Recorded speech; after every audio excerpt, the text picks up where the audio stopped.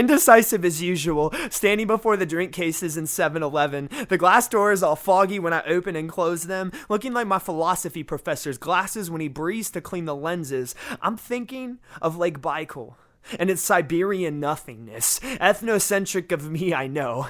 Just sitting there, thousands of miles away, tucked between Irkutsk, Ulan-Ude, and Severodvaikalsk, which I suppose are all as remote as they sound.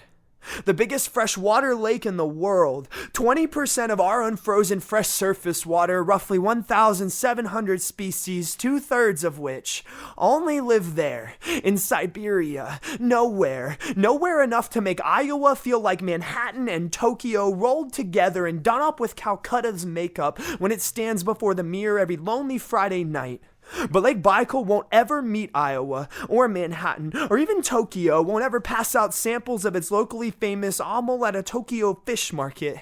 Examining the obnoxious collection of water lined up in its overpriced rows like the lines of two desperate bottle blondes outside clubs in DC, I think of Baikal's sister, Lake Hövsgol, hiding away in Mongolia, even more remote.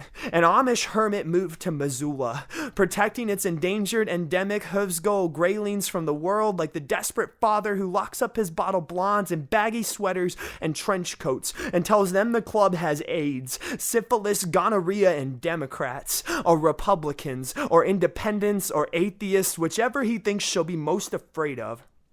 I'm probably the only person you'll ever hear even mention Hövsgol graylings, which are running out of places to breed, you know?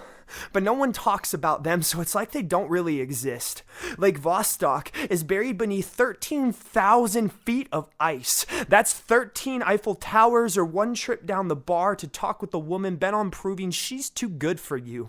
Vostok's water is so pure, nobody's even seen it, let alone done the backstroke or bathed in it or sipped it with a little lemon wedge. Still perplexed, deciphering the word artesian and its strange imported fonts on the backs of bottles so effortful to be hip, my dad's never even more than glanced at them. And my dad's like a lot of people.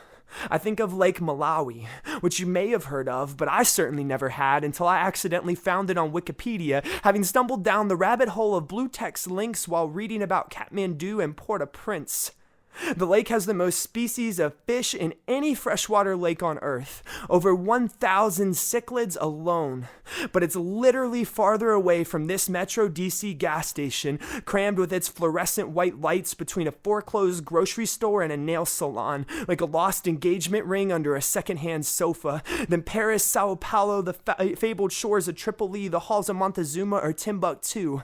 Yeah, even farther than Timbuktu.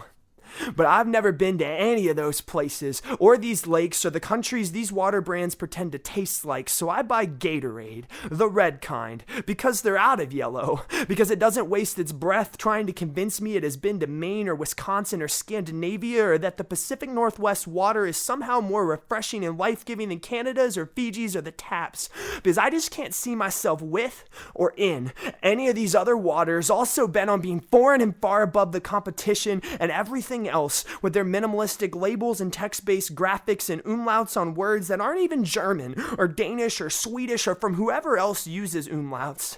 Outside, sipping red, I find the first place all night I can see myself in, the drainage ditch between the highway and the parking lot, a mucky rut dug deep in the earth like an infected cut, laden with unidentifiable liquids and clogged at one end by what appears to be a tree branch and a diaper, jammed into the too small pipe, an oversized zit on a forehead edged with grass, coughing rotten shades of mucus and dying, suffocating under Hershey bar wrappers and Pepsi cans, leaked oil, forming sheeny rainbow scales in a few places on the surface, making the whole thing look like some sort of mangy malaria-ridden catfish hybrid monster spewed up from a poisoned well, or like the spoiled meat boiling out of roadkill in the summer before the buzzards get there. Yet, somehow, these waters still reflect my face, clear enough to see in the fading light of this May night.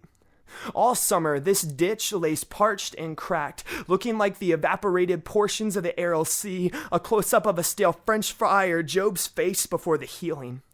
This ditch doesn't have the purest water on earth, or a single cichlid or Hufsgull grayling to protect, or a fancy label, or any world records about some obscure statistic you didn't even know was widely measured and recorded.